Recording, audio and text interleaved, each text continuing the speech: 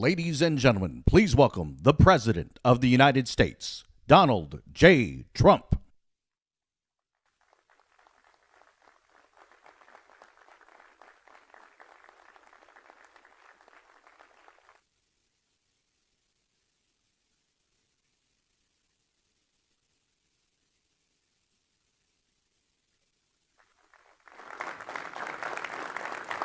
Thank you very much. Thank you very much.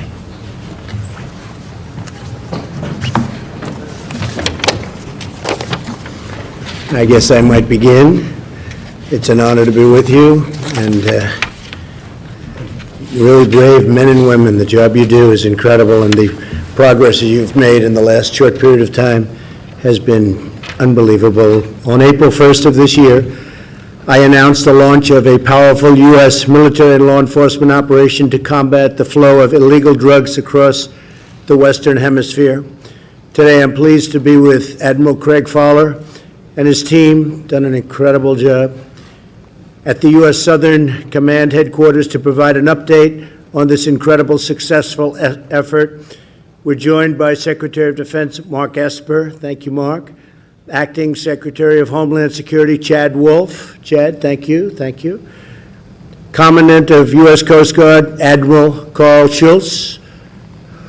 Admiral. Associate Deputy Attorney General Amanda Liscombe.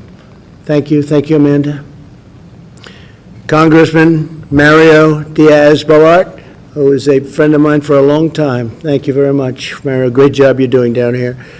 And many, many others, leaders and military geniuses and people that do a fantastic job. In just 12 weeks, Southcom's surge operation conducted with key regional partners has resulted in more than 1,000 arrests and the interdiction of 120 metric tons. I can only tell you that's a lot of narcotics worth billions and billions of dollars. We're determined to keep dangerous drugs out of the country and away from our children. We're securing our seas. We're securing our borders. This is a new operation, not been done before, and this operation has been incredibly successful. As you know, in the United States, at least before the COVID came to us, the flu, the virus, the China virus, whatever you'd like to call it, it's got many different names. But before it hit, we were doing really well, and we're still doing very well, but now we're getting back on track. Last year, 70,000 precious American lives were taken because of the poison the cartels bring into our country. Under my administration, drug overdose deaths fell for the first time in nearly 30 years, and they fell fairly substantially. Unfortunately, the shutdowns caused by the China virus have led to a recent rise in overdose deaths. Still below the level that they were at, but nevertheless, it went up a little bit. This is one of the reasons that we're working to safely and responsibly reopen our country, reopen our schools, get our country going again 100%. We're setting records on jobs. We're setting records on many different things. We're going to have a great third quarter. Third quarter is going to be tremendous numbers. Fourth quarter, likewise. And next year, economically, will be one of the best years we've ever had. But you'll see the numbers starting to come out really, really high in the third quarter, and you've already seen the record-breaking job numbers. NASDAQ just hit recently about 12 record highs, 12 days record highs, and the other markets are right behind it. They'll be hitting records hopefully very shortly also. That means people have a lot of confidence in what we're doing. With the help of the heroes here at Southcom, Coast Guard, CBP, DEA, and law enforcement will work relentlessly to seize illegal drugs, arrest vile traffickers. The traffickers are truly vile. They're terrible, terrible people, what they do, mostly to women and children, but women, and dismantle criminal cartels who are responsible for the deaths of thousands and thousands of Americans. I'd like now to introduce Secretary Esper to say a few words. Mark, please. Yes, thank you, Mr. President. Thank you very much, sir. Thank you, Mark. And good afternoon, everyone. It's a pleasure to be here today to discuss the successes of our enhanced counter-narcotics operations in the Eastern Pacific Ocean and the Caribbean Sea. The Department of Defense began this initiative alongside our interagency partners at the President's direction on April 1st. as part of our whole-of-government effort to combat the flow of illicit drugs into our country and to protect the American people. Transnational criminal organizations have destroyed far too many American lives by smuggling heroin, cocaine, fentanyl, and methamphetamines into our country, leading to drug overdoses and addiction in our communities. Moreover, the profits derived from these activities support a range of bad actors, from cartels in Mexico to the illegitimate Maduro regime, which continues to oppress the Venezuelan people. Despite the challenges posed by the coronavirus pandemic, our enhanced counter-narcotics operations have shown great success in countering those threats by disrupting the flow of illicit drugs, denying our adversaries financial resources, and strengthening the capacity of partner countries in the region. Since the end of March, we have employed in the U.S. Southern Command area of responsibility 75% more surveillance aircraft and 65% more ships than normal for drug interdiction. These additional assets include 4 Navy destroyers, 5 Coast Guard cutters, and 8 aircraft. Currently, nearly a dozen Navy and Coast Guard ships and over 15 aircraft from across the interagency are supporting our efforts, in addition to security forces deployed to the region. Further, we have successfully engaged and encouraged 22 partner nations to join us in this fight and step up their involvement in drug interdictions. As a result of these enhanced operations, Southcom and our interagency and international partners have disrupted more than 122 metric tons of cocaine, as well as over 18,000 pounds of marijuana. We denied nearly $2 billion in drug profits, increased our targeting of known smuggling, maritime events by 60%, and neutralized dozens of members of transnational criminal organizations. These efforts have been critical to saving countless American lives and making our communities healthier, safer, and stronger. I want to thank the President, President Trump, for his leadership in bringing us together in support of this critical mission. Thank you, sir. And I am grateful for the hard work of our partners, including the U.S. Coast Guard, the Department of Homeland Security, the Drug Enforcement Administration, the Department of Justice, members of the intelligence community, and support from Congress as well for all their efforts. Together, we will maintain our enhanced presence in the region, keep the pressure on transnational criminal groups, and protect America and our communities from the scourge of illicit drugs. Thank you.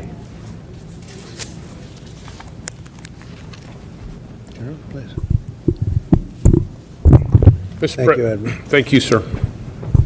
Mr. President, Secretary Esper, Secretary Wolf, shipmate Carl Schultz, hometown congressman here, Mario Diaz-Balart, thank you all for your support on this important mission. This mission is vital to our homeland defense. It truly is.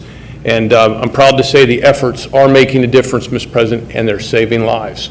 And the team here that's assembled deserves the credit, but the resources that you've ordered have made that happen. Other nations have stepped up, Mr. President. Colombia, for one, have stepped up despite COVID. U.S. leadership has been a key piece of that. Mr. President, if I would, I just wanted to show a map. I have a little version in front of you. Just orient on the hemisphere here, if we could put the map up.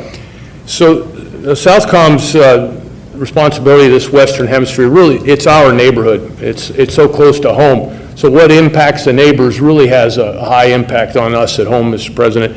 And that's why this is so important. There's so much opportunity here. It's our number 2 trading partner outside of Asia. And so trade, economics, and democracy, importantly. And our partner nations are willing. They want to work with us. And we work with partners from Guatemala on south and out into the Caribbean. But that's under assault, this vicious circle of threats that you see led by the transnational criminal organizations, about a $90 billion a year enterprise.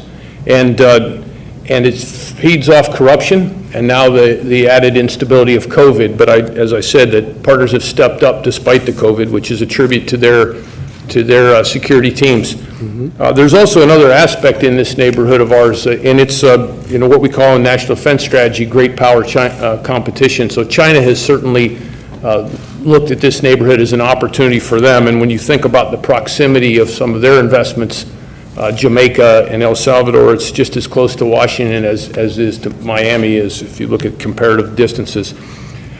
Slide, please. But what our citizens want, I know certainly my dad in Western PA who's watching wants, is they want to know if we're making a difference. And the numbers, as we've stated, really have. At 15% more disruptions, that's detainees, that's drugs off the street. That's at 122 metric tons, Mr. President. And 60% more targeting is a big deal for us because that means we can put more assets on more targets. And the enemy's seen that. We've gotten information from our intelligence agencies that says the enemy's watched that, and they're waiting, and they're stockpiling, and they're trying to change their tactics. Those additional Navy ships, the AWACS from the Air Force, Oklahoma Guard, MC-12s, DE agents, a whole team effort, really, as we make a difference here. But that 70% partner participation is key, Mr. President. And I think of it this way, you know, on the field to compete when you go to golf or baseball, you want the best players with you, and we certainly have those winners with us here today. Just wanted to introduce you to two, Mr. President. Brigadier General Juan Carlos Correa, if you'd stand up, General.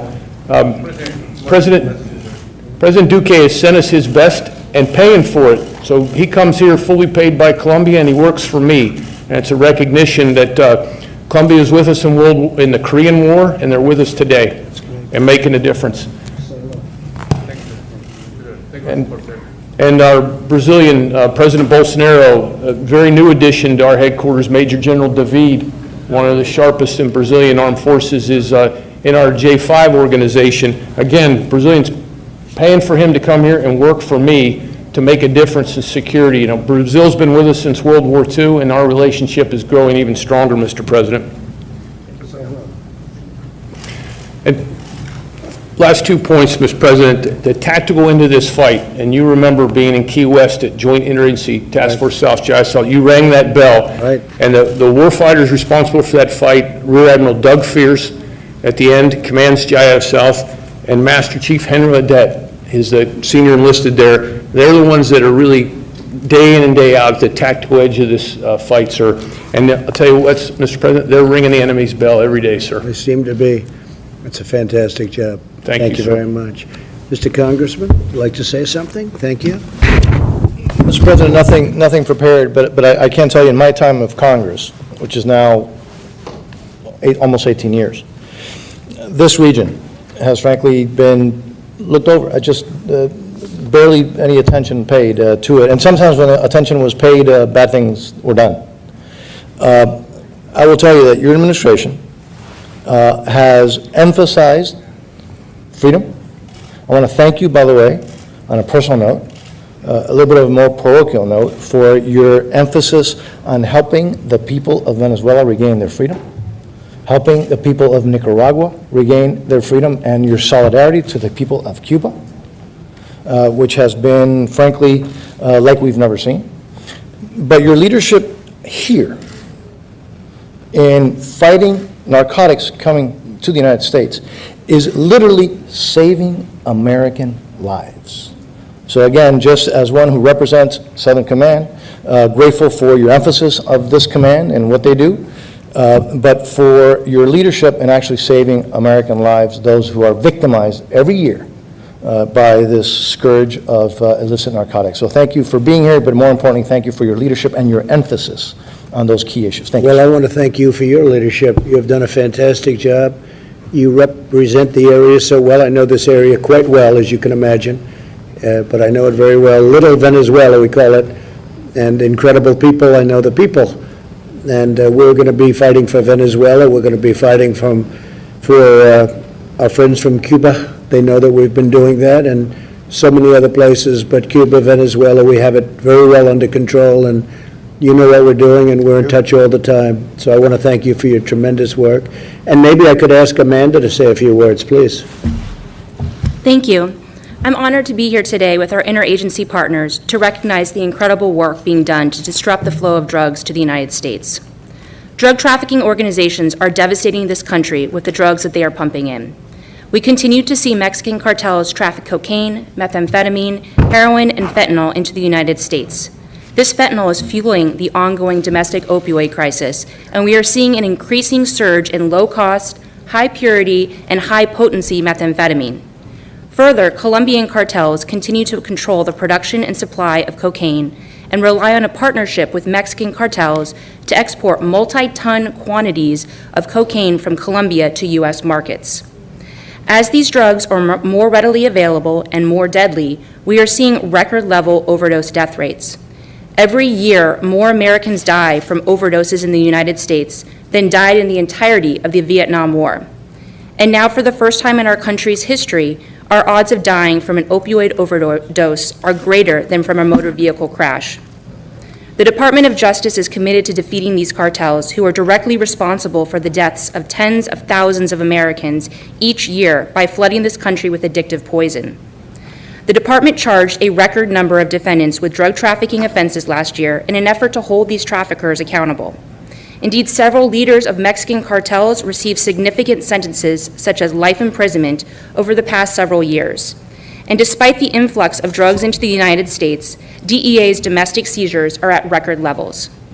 However, this work alone is not enough. It is clear that we can obtain the most immediate result by increasing our ability to make drug interdictions at sea before they reach the United States. This surge has been a tremendous success with over 120 metric tons of cocaine seized. The drugs seized represent almost $2 billion in profits denied to these cartels and an untold number of American lives saved. Numerous traffickers responsible for these loads of drugs will be held accountable in United States federal district courts. Since the start of the surge, the Department of Justice has charged more than 60 defendants for their role in trafficking these drugs into the United States. This is truly a whole-of-government effort and one we are proud to be a part of. Working together, we can and will interdict these deadly drugs before they reach our country and destroy the cartels who are responsible. Thank you. Thank you, Amanda. Great job you're doing. Appreciate it. Thank you. Admiral, please. Mr. President, it's an honor to be here with you, and it's an honor to be back at Southcom. I had the privilege of serving. This is a great team, highly professional, doing tremendous things in the region. Sir, to the DHS team just starting, your Coast Guard's been in this game with our DHS partners, CBP, Air Marine, the Homeland Security Investigations Office. We've been involved about 1.8 million pounds of cocaine eradicated here in the last 4 years. This surge here with the support of the SecDef and your support, the Southcom team, sir, has been successful. We integrate in a joint environment remarkably well. We've heard the numbers, so I won't repeat them, but these are transnational criminals, sir, and these are very sophisticated groups. Craig mentioned it's a $90 billion, annual industry that we're disrupting here. So I'm very excited about being here. The Coast Guard has committed to doubling down our efforts here through the end of the calendar year. We take some risk other places, but this is righteous work. The numbers on American streets, it's something north of 70,000 when you roll in the overdoses, you roll in the drug-related violence, you look at the corruption in the region, sir. This is important work for the nation. So thank you for your support, and I'm honored to be here. Thank you very much, Admiral. Appreciate it. Now, Chad Wolf, maybe you could also mention what's going on in Portland, because we sent you there recently. It was out of control. The locals couldn't handle it, and you people are handling it very nicely, so nicely that the press doesn't want to write about it. But why don't you tell them what you're doing in Portland, and also go into this, please. Well, thank you, Mr. President. I think what we see in Portland is really a smaller example of what we see around the country regarding some of the civil unrest and the attacks on law enforcement. And what you find in Portland is about 5.5 weeks of continued violence against a federal courthouse there that the Department of Homeland Security protects. We've had to send in additional individuals. We're making arrests, but there has been violence, there's been assaults on federal law enforcement officers, and it really just shouldn't occur. We should have more support of the local police there. But again, the Department of Homeland Security, along with the DOJ, FBI, and others, are surging resources, and we're starting to make a difference there. Yeah. How many have you arrested? I believe it's been close to a dozen thus far, and DOJ has charged almost as many as well. And I know you have it in very good control, but it's a pretty wild group, but you have it in very good control, so Yes, we sir. appreciate it. Local law enforcement has been told not to do too much, and it's not the way it's supposed to be, but that's okay. Good job. You've really done a great job. Thank you. there. Go ahead, please. Well, for decades, let me just build on what the Commandant said. For decades, counter-drug operations have really been at the core of both the Coast Guard and the Department of Homeland Security's mission. Year after year, the Coast Guard has stood watch both in the Caribbean and the Eastern Pacific. And so with this operation, Mr. President, you have recognized the threat that illicit narcotics play in harming America. And while previous administrations have admired the problem, you're taking concrete actions with this operation. This effort is bringing the power of the United States military along with the department to bear on this problem, and we're having successes that we've talked about. What we've seen is the partnership. Again, DHS, not only the Coast Guard, CBP, air assets are flying constantly in the region as well, and we have ICE Homeland Security investigations helping DOJ, as we heard, prosecute. We are one team accomplished on a shared objective, and that's keeping the American people safe at the end of the day. Mr. President, I would say the men and women of the Coast Guard are unrivaled when it comes to sea-based drug interdiction. While it takes a whole government approach, from collecting intelligence to identifying targets, it's the brave men and women of the Coast Guard who continue to be at the tip of the spear. And whether it's from a Coast Guard cutter or a Navy ship, Coast Guardsmen every day are directly engaging narco traffickers and taking them down. So I wanted to make sure that you were absolutely clear on that front, and we certainly value the partnership that we're getting from DOD, Southcom, and others. And what we heard also is really at your direction. We're not only seeing targets at drug cartels, we're also seeing rogue nation states and politicians that support them. We talked about Department of Justice's recent indictment of Nicolas Maduro and 14 of his cronies that proved to the world that everyone involved in drug smuggling will be held accountable. And I really think that that sends an example to all, that whether, again, you're a drug cartel, you're a DTO, or you're a rogue nation state, we're coming after you. So again, thank you for your support. Thank you very much. And I think actions speak louder than words in this case. Thank you, Chad. And the wall is coming along very well. Chad is responsible for supervising that, along with the Army Corps of Engineers, who have been fantastic. And Mark Esper, that's been really one of your pet projects, and it's been going along. We're up to 250 miles, and that's real wall. That's a wall that you don't get through. It's tough stuff, and built to the highest standard, built to everything that Border Patrol wanted. They all sat down and they designed their perfect wall, and then we said, let's build it that way. And we're up to 250 miles. By the end of the year, we'll be up to 450 or so. And we'll have it finished very shortly thereafter, and it's made a tremendous difference because your numbers on the southern border are very, very small coming through, and especially with COVID, that turned out to be very lucky for us that we had the wall, or we would have been inundated because they do have some big problems. I was with a great gentleman, the president of Mexico, 2 days ago. We had a long talk about the southern border in Mexico, and they've had some difficulty, but he's doing a fantastic job as president.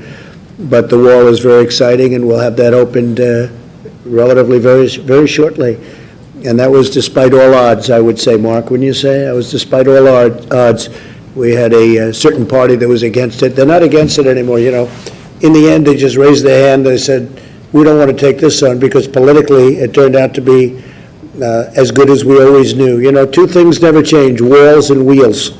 Wheel will never change. You know, they were talking about technology. Technology is no good without the wall, and but it's something that I've heard for a long time. Two things you will never change in 1,000 years from now: a wheel and a wall. They work, and this wall has really been unbelievable the way it's worked. So great job, and let's get it finished. And tremendous numbers on the southern border. Very few people coming in. Appreciate it. And we've made a lot of legal changes too. Makes it a lot easier for you.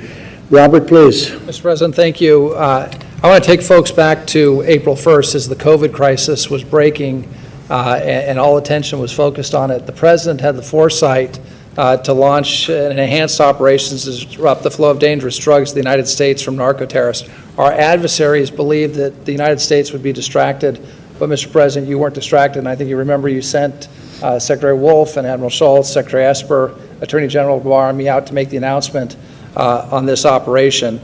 The traffickers used their funds for nefarious purposes, among them to finance the regime of Nicolas Maduro, the illegitimate regime in Venezuela.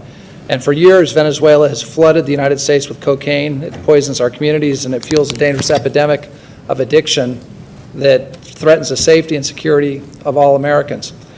The situation in Venezuela has gotten so bad that earlier this week, Admiral Fowler called the Venezuela a paradise for drug traffickers who enjoy the support and cooperation of the Maduro regime and his allies. Now, to crack down on the traffickers, President Trump deployed additional ships, aircraft, security forces that you've heard about. But the other thing that he did, which is less focused on, is he rallied our 22-nation coalition partnership to help in this effort to interdict drugs. So that fight includes, as you've heard, Colombia, Ecuador, Honduras, El Salvador. On the flight down from Air Force One, Mr. President, I told you I was on the phone with my counterpart in the Netherlands, the Dutch National Security Advisor.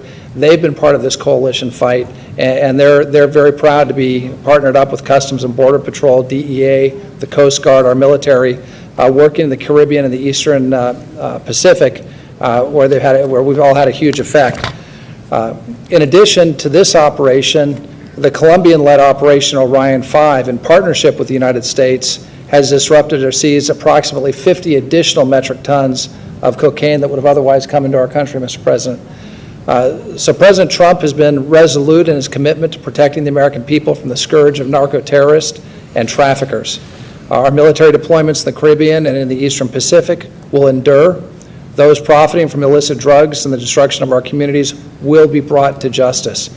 The United States will continue its maximum pressure campaign on the Maduro regime, which has a criminal hold over Venezuela. And I can tell for the Venezuelan people, when I speak with President Trump, he asks almost every day, how are things going in Venezuela? What can we do to help the Venezuelan people? This operation is part of that effort. Venezuela is a narco state led by a corrupt, criminal, illegitimate regime, and the people of Venezuela are suffering because of Maduro. Mr. President, you've been committed to cutting off his financial lifelines, identifying ways to continue to support the Venezuelan people, and ensure the unfettered flow of humanitarian aid to those same people that are suffering. So for those of you in Venezuela, I can let you know that President Trump continues to stand with you. He stands with interim President Guaido, the democratically elected National Assembly, and all the people that are fighting for their freedom and their basic human rights and a restoration of democracy and the rule of law in Venezuela. President Trump's fight against drugs and narco-trafficking in the Caribbean and in the Eastern Pacific are good for the United States of America.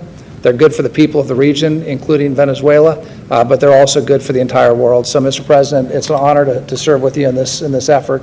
Thank you for all that you're doing, sir. Thank you very much, Robert. And James, please. President Trump, as your principal drug advisor, thank you for your commitment and your leadership on the drug issue. I echo your thanks to the men and women who wear a uniform, whether it's the military or whether it's our state and local law enforcement partners who are stopping these deadly drugs from entering our country and thus saving American lives. You laid out a comprehensive strategy to prevent drug use before it starts, to get more people into treatment, and importantly, as we're talking about today, to stop these drugs from coming into our homeland. At your direction, we've implemented a whole-of-government approach. We've made record investments, and we're taking real action, which meant you have received, and more importantly, the American people have received real progress. We must recognize these drug cartels are trying to take advantage of the pandemic, and you are not letting that happen. You are making certain that those people who are suffering and risk death are making sure that we are taking the steps necessary to protect them. That's why your leadership in this step is so important. You're sending a clear message that this administration, that this country will not let up in our fight against drug traffickers. You're doing it also with our international partners. For the first time, Colombia, I recognize the work done there. They eradicated 13,000 hectares of cocaine in 1 month, last month in June, and that is before they begin the aerial eradication that we have talked about so often. We cannot let these drug traffickers take advantage, especially these cocaine traffickers that are coming up through this AOR. The surge operations are effective and they're going to continue, and we are going to take the fight to these drug traffickers. You have relentlessly committed to the American people by making investments of $36 billion for both the military fight, our law enforcement fight, as well as treatment. And of course, one of the signature programs of the First Lady, something that's really been led by Kellyanne Conway, of speaking to the American people about the dangers of drug use. The media campaigns that she and the First Lady have done have really made a huge difference in what has happened. And so I'm very appreciative to be a colleague of hers. We rely on Admiral Fowler, Admiral Schultz, Admiral Fears, and Master Chief Audette as the ones who are out there actually taking the risks, taking the dangers for the American people. We appreciate what you all are doing, and we urge you to continue to be relentless. Thank you. Thank you very much. And Douglas and Henry, if you'd like to say something, go ahead. Would you like to start? Go ahead. Thank you, Mr. President. Appreciate the opportunity. I'm proudly serving at Jayada South, and I'll tell you, our workforce is ecstatic about the assets that are coming down into our theater. Our morale is very high. Good. Our workforce is working relentlessly, as you said, sir, to make sure that we are building our immune system and keeping it good so we can work throughout this COVID crisis. They're doing it through great sacrifice to their families at times, but they do it because they believe in the mission that we're doing, and we want to stop these transnational. So you're working on your immune system. Yes, sir. That's an interesting one. Not too many people have heard that one. I like that. What do you do for your immune system? Stay in shape. Absolutely, sir. Working out, hydrating, proper That's nutrition, good. and staying safe on our. I'm going to have to start doing that, I think. That's a good idea. And we're doing it, and we're proud to do it. Thank you. That's so great. much. No, that's great. And lastly, I'd tell you, our men and women in the military really appreciate the 3.1% pay raise you gave us this year. It means a lot to our men and women who work hard and go in harm's way all across the globe. So thank you so much, sir. Well, thank you. And Mario obviously had a good immune system because you recovered. Wasn't pleasant, but you got there, right? I don't recommend that as a dietary. No, it's not good. But you did a good job. And by the way, thank you for your multiple calls while I was. Absolutely. Well, you've been my friend. Thank you very much, Mayor. Please. Sir, thank you for coming down today as your tactical commander down on the edge of this operation. I've been in this mission space for over 30 years. I've never seen this many resources applied to the problem set of transnational criminal organizations and counter-narcotics operations. So we have under our roof 21 different countries represented by their foreign liaison officers. They come to work every day trying to lean into this problem set. We've got a whole of government from the U.S. government with a completely joint force from all the branches of the service, as well as all of our interagency partners from all the departments and agencies and beyond what's represented in this room.